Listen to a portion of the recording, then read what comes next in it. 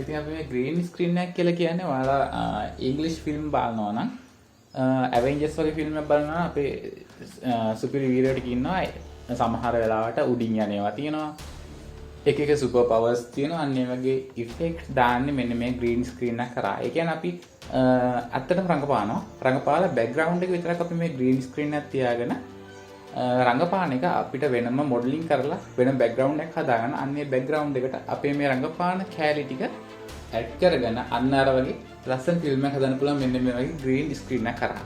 ඉතින් ගොඩක් හොඳ වැඩක් කරගන්න පුළුවන් මෙන්න මේ ග්‍රීන් ස්ක්‍රීන් එකෙන්. අපි වැඩි කතා නොකර වීඩියෝ එකට යන්න. කොහොමද අපි මේ ග්‍රීන් ස්ක්‍රීන් එක හදාගන්නේ කියලා.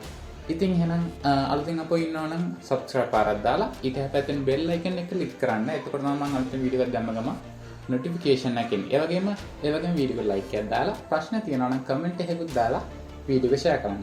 එහෙනම් අපි වීඩියෝ එකට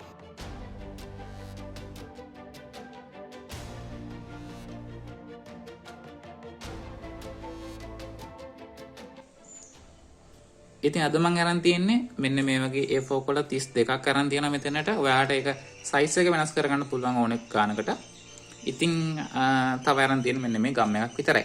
ඔයාලට මේ ಜಾති දෙකෙන් හොඳ green screen එකක් හදාගන්න පුළුවන් මෙන්න මේ කියලා දෙන විදිහට. size එක ඔයාලා වෙනස් කරගන්න. මම 32ක් අරන් තියෙනවා මගේ ගානට. ඉතින් අපි මේක අලව ගමු. මම හදාගෙන යන්නේ මෙන්න මේ අතට මේ සයිඩ් එකට 4ක් එක පේලියට තියා ගන්නවා පල්ලට තියෙනවා 8ක්. එහෙම තමයි මම ග්‍රීන් ස්ක්‍රීන් හදාගෙන යන්නේ. සාමාන්‍යයෙන් ටිකක් ගොඩක් ලොකුයි. සාමාන්‍යයෙන් ඔයාලා ගැඳේ මෙට්ටේ තරම් වගේ ලොකුවට එනවා. එච්චර ලොකුවට ඕනේ නැත්නම් ඔයාලා මේක අඩු කරගන්න පුළුවන්. ඉතින් මේක අලවගමු මෙන්න මේ විදිහට. මේ ටික පැත්තකට කරලා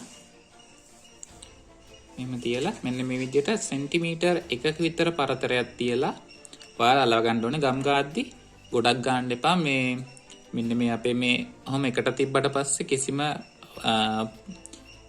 වෙනසක් වෙන්න බෑ. මේ කියන්නේ පොඩි වෙන්න බෑ මේ කොලේ. ගම් ගාද්දි එතන කලර් එක වෙනස් වෙන්න බෑ. අන්න මේ විදිහට ගානට හරියට හදාගත්තොත් අපිට කිසිම අවුලක් නැතුව මෙන්න මේ ග්‍රීන් ඉෆෙක්ට් එක ගන්න පුළුවන්. ඉතින් මේ විදිහට කරලා අපි අලව ගමු. ඉස්සෙල්ලාම මම මෙන්න මේ සයිඩ් එකට තියෙන හතර ඉස්සරහා අලව ගන්නවා. පොඩ්ඩක් ඈත් කරලා මේක මේ ගම් ගද්දි පොඩ්ඩක් බලාගෙන සෙන්ටිමීටර 1 පරතරයට විතරයි මේ ගා ගන්න ඕනේ. වැඩි ගොඩක් ගම් ගා ගන්නත් එපා. මේ බිම ගෑවෙනවම චුට්ටක් බලාගෙන පරිස්සමෙන් ගම් ටික ගා ගන්න ඕනේ. මෙතන ගම් චුට්ටක් ගෑවිලා තියෙනවා. මම චුට්ටක් මෙහාට කරනවා.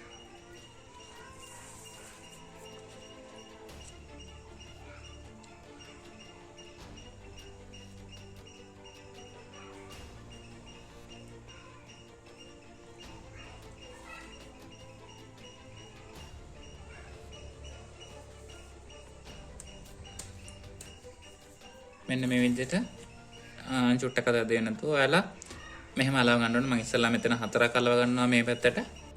මෙන්න මේ විදිහට මම 4ක් අලව ගත්තා. ඒ වගේම පේලි 8ක් මෙන්න මේ වගේ කොටස් 8ක් මම මේ විදිහටම අලව ගන්නවා. හරි. ඔන්න මෙතන තියෙනවා මම 4 සෙට් 4ක් අලවගෙන තියෙනවා. ඔයාලට මෙන්න මේ කරවල පෙන්නනවා මම ඊළඟට. මේකෙත්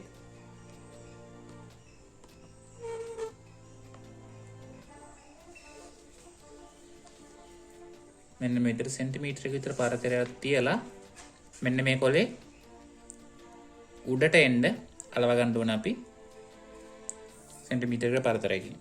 ඔයාලට කියන දෙයක් තියෙනවා මෙන්න මෙතන ඔයාලට පොඩි කලර්ස් චේන්ජින් එකක් වෙලා තියෙනවා. ඒ කියන්නේ කලර්ස් පොඩ්ඩක් වෙනස් වෙලා තියෙනවා පේන්න තියෙනවා.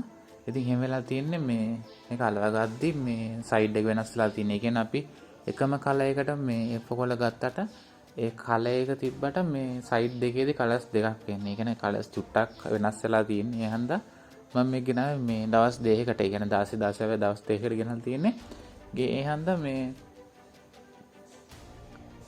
ඒ හන්දා අලවනකොට මේ සයිඩ් එක මාරු වෙලා තියෙන. ඒ හන්දා වල පොඩ්ඩක් බලලා අලවන්න මේ කඩෙන් ගන්නකොටම එකම සයිඩ් එකට F කොළ ටික අරගෙන මේ විදිහට කෙලින්ම අලවන්න.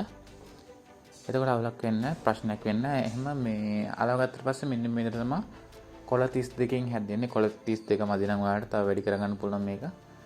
ඉතින් වීඩියෝ එකත් එක්ක හිටියට ගොඩක් ස්තුතියි.